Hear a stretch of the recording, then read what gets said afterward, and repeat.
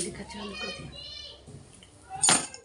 राधे राधे राम राम। सभी से सुनाने जा रहे हैं आप सबको नाच गीत। कैसे लगे कमेंट में ज़रूर लिखना, आप सब बताना। वीडियो अच्छा लगे तो लाइक सब्सक्राइब शेयर करना सभी। राधे राधे राम राम। पायल में घुघरू बाजे पिया, पायल में घुघरू बाजे पिया, पायल में घुघरू बाजे पिया। तोरी मम्मी मने के भौतिन नाय, तोरी मम्मी मने का भौतिन नाय। ओ तो बादल जैसे गरजत आवै पिया, ओ तो बादल जैसे गरजत आवै पिया। पायल में घुघरू बाजै पिया, पायल में घुघरू बाजै पिया। तोरी भाभी मने कई भौतिन नाय, तोरी भाभी बने कई भौतिन नाय।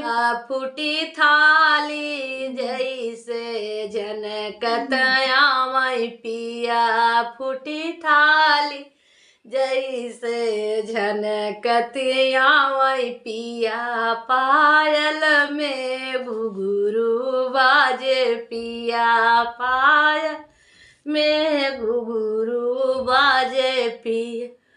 हमै ननदी मने कई भौतिन नाय, तोरी बहिनिन मने कई भौतिन।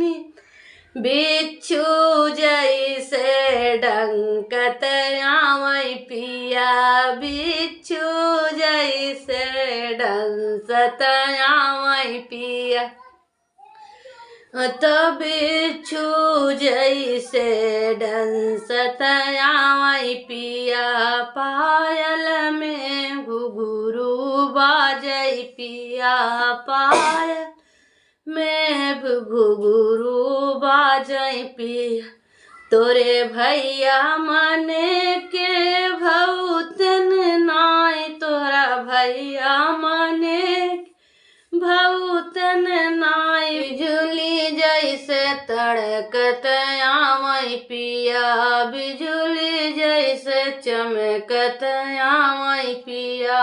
पायल में घुघरू बाजे पिया, पायल में घुघरू बाजे पिया।